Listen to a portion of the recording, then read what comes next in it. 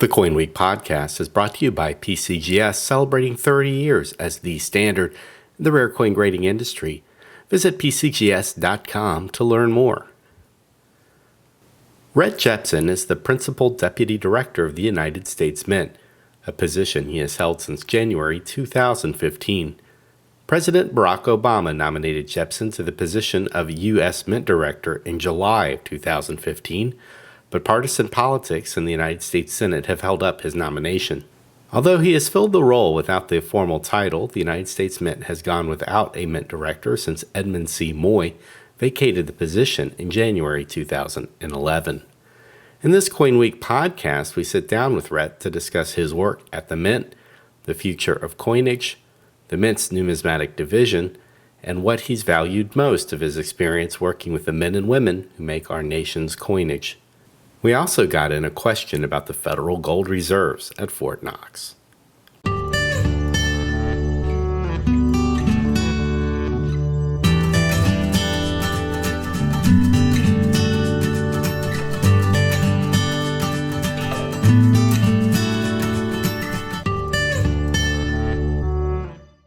Hi, Rhett. Thanks for joining me on the CoinWeek Podcast. Hey, it's good to be with you. So, I wanted to ask you, now that we're winding out the year, is this a busier time of year than most for the United States Mint? Oh, I don't know that's any more busy or less busy than any other time of the year. I think that we've got a lot of activity going on in regards to transition. A lot of excitement, anxiety about that. But it's about the same as any other time of the year.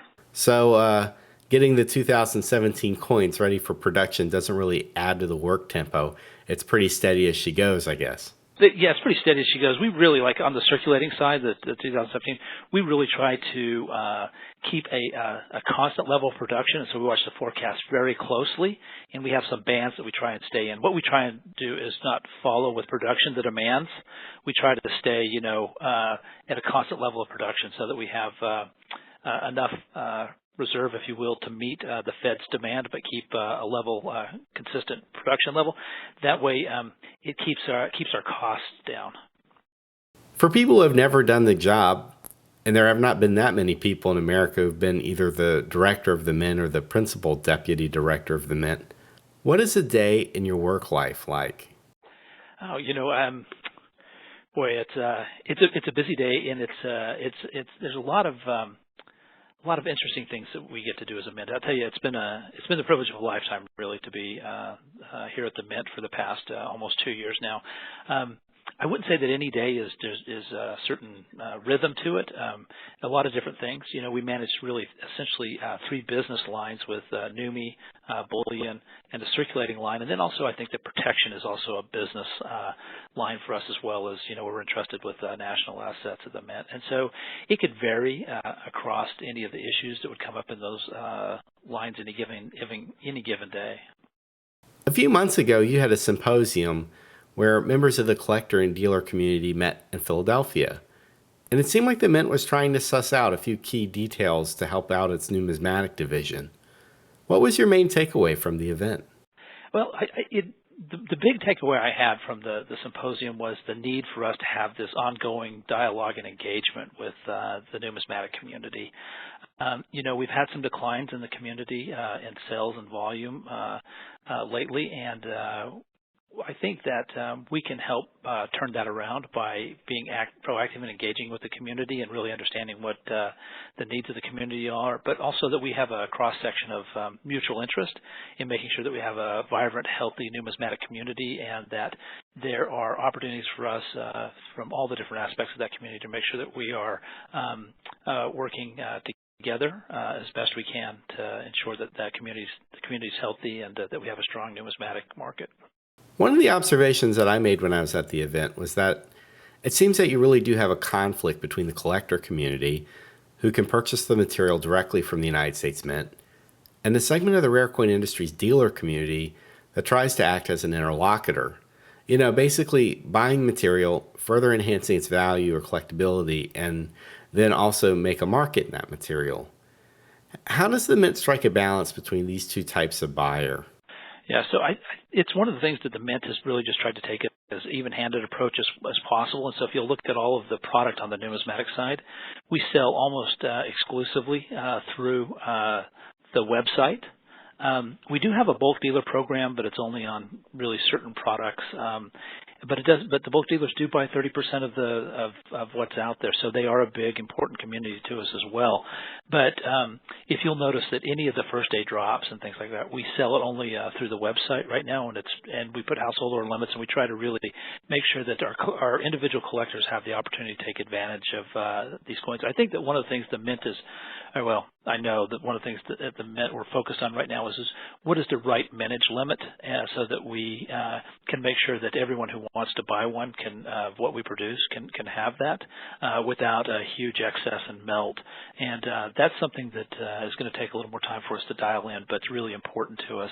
But just as important on the availability is making sure that we have products that resonate with the people, that we have good art, that we're in the size and price point where our collecting community can participate. Those are important as well to us. I attended the World Mint Directors Conference in Bangkok. I know the United States Mint had representation there. The U.S. Mint does try to collaborate with other leading mints of the world. One of the things that I found interesting was that Simon Lake of the Royal Mint in the UK was warning the industry that it could be heading for harder times when the major developed world countries begin to phase out low denomination coinage. Yeah, no, I think that's interesting because it shows his perspective because one is as you look at a lot of their revenue in these other pseudo-private mints like in the UK, so much of their revenue comes from producing coins for other countries. We've produced some coins in the past for other countries, but we don't currently do that, so it's really not a revenue stream at all for us, and so that would have zero impact on us. But we are probably going to be, if not immediately, then in the near future, grappling with the elimination of at least the 1 cent coin. Don't you agree with that statement? Well, I think that's always been a topic of conversation of what to do with the penny, whether to continue to produce it. And I will tell you that it tends to break down about half and half. A lot of people want to keep Lincoln and the value of the penny and what it represents in our nation, and other people just see that it's lost its utility. I mean, you've seen a lot of subjective essays and kind of studies on that, but we haven't really seen any deep policy studies on what the elimination of the penny would do. What are the second, third order effects? What would it mean to our economy and the conscience of the consumer and stuff like that? So I don't think that there's been anything done on that. And the Mint, it's not really in the Mint's purview. We're not a policy organization. We're a manufacturing organization. Congress sets what denominations we make, and they're very prescriptive in that. And we execute what we're authorized or directed to do. And so it's not something that the Mint's been asked to weigh in on, nor would we really have the skill set currently to weigh into that. Well, I don't mean to sound like a history professor. In 1857, Congress eliminated the half cent. And I think based on an inflationary evaluation, the half cent of 1857 probably had the equivalent purchasing power of about 11 cents today.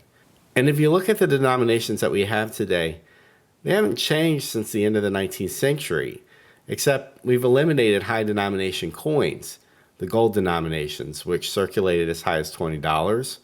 And for all practical purposes, the half dollar is no longer a circulating coin. Does it concern you, not just as the deputy director, but as someone who cares about the Mint, that we haven't really made a real effort to investigate and reform the coinage that we produce and use, and that the coins we do have no longer have the purchasing power they once had? Yeah, I mean, so certainly that is certainly true. Everything that you've said there. The case of the dollar, just more recently, we had sufficient, so the secretary can suspend production, which has been the case. But there's no doubt that the relative buying power of change has gone down. But we've seen actually that the amount of the levels that we're producing we're back up to over 16 billion each year, and so for the most part, change is it's unidirectional. except in when we get an economic downturn. And quite frankly, the state of the economy has more impact on the amount of change that we produce than anything else. When Janet Yellen said in '09 that the consumers were breaking back into their piggy banks, it's absolutely true. People were returning coins, so we have flowback. So we went to about 5 billion coins. So I think that the state of the economy, more than the relative value of the coin, has a bigger impact on what we actually produce. Do you feel that the innovation or the gimmickiness of world coin producing mints has had a detrimental impact on the balance sheets of the U.S. Mint's numismatic division, since it seems that our coins tend to be a little bit more conservative, and also you don't have the luxury of coming out with 60 plus original coin products each year to compete? Right. So, here's what I'd say. Is that we're still by far the largest numismatic producer, and when you look at countries that do have those authorities, Canada, Australia, the UK, and they produce some great coins. But you're right, they do have some that are way outside what will be authorized to do. I still think that we compete very well. People buy a lot of the product we have because it's the same reason that they hold U.S. currency. They want to hold something made by the U.S. This is the value of the United States that still makes it the reserve currency. So I think that affects not only our bullion, why people pay a little bit higher premium for our bullion, but also why our collectibles. It's because it's the United States. It has our value in it, and because of the quality and the purity of what we produce, it still is the best in the world. So what has been your main takeaway as Principal Deputy Director of the United States Mint over the course of the past few years? Oh, gosh, there's so many, but I think that two things have really stuck in my mind. They're really bright as I kind of come towards the transition with the administration here. Number one is the history of the Mint. The Mint next year will be 225 years old, and when you look at the origins of the Mint, there was the mintage study that Hamilton offered, and then the Mintage Act of 1792, and Hamilton was involved in that. Jefferson was involved in that, and you see the history of our founding fathers involved in creating this institution. If you look at the fact that the ability to mint coins is enumerated in the Constitution as a prescribed power of Congress, and so I think that's why you see that Congress still has such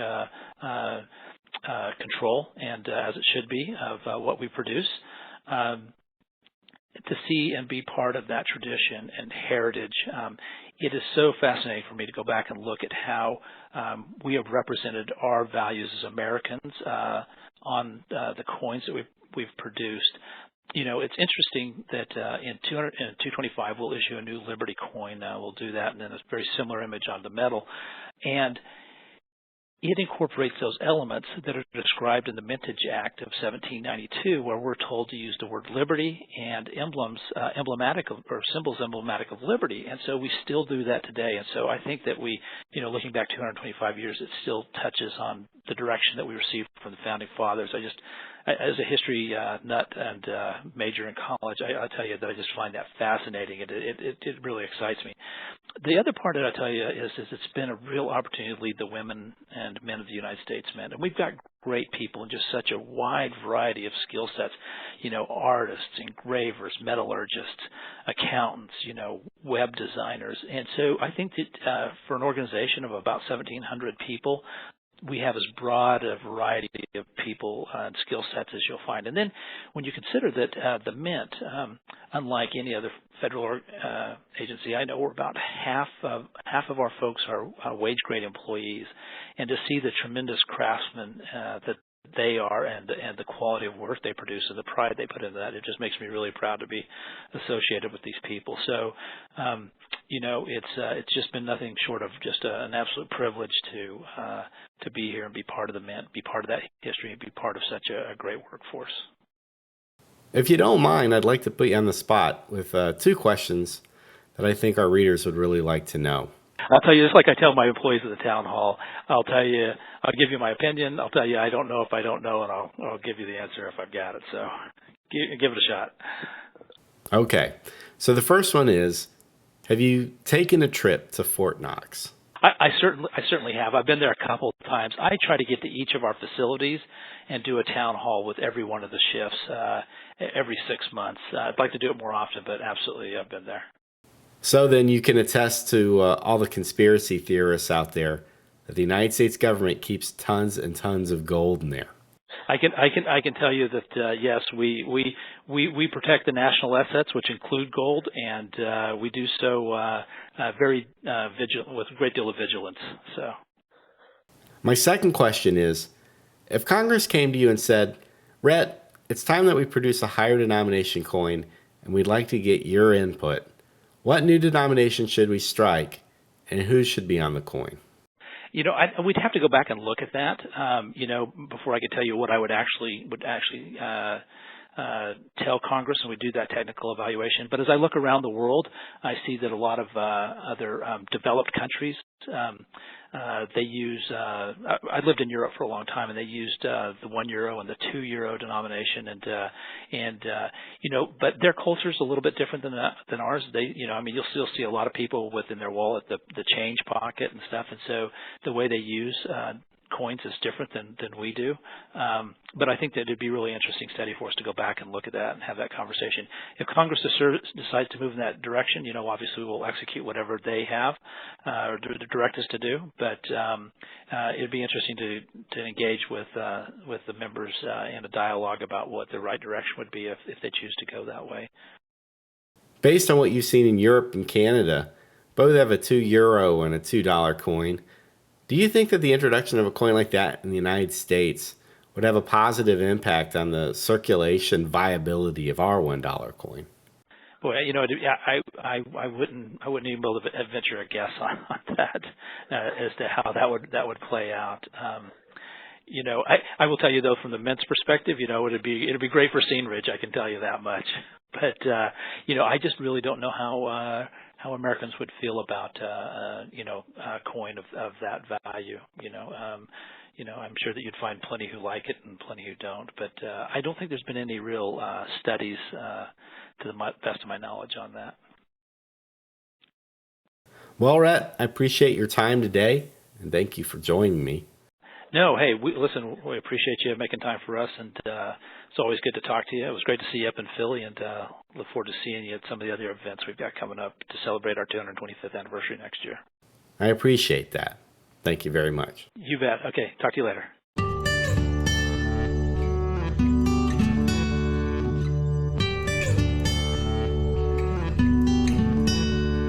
And that does it for this episode of the CoinWeek Podcast. If you enjoyed this episode, please share it with your friends. And remember, you can download every episode of the CoinWeek Podcast for free from the iTunes Store. For CoinWeek, I'm editor Charles Morgan signing off. Happy collecting.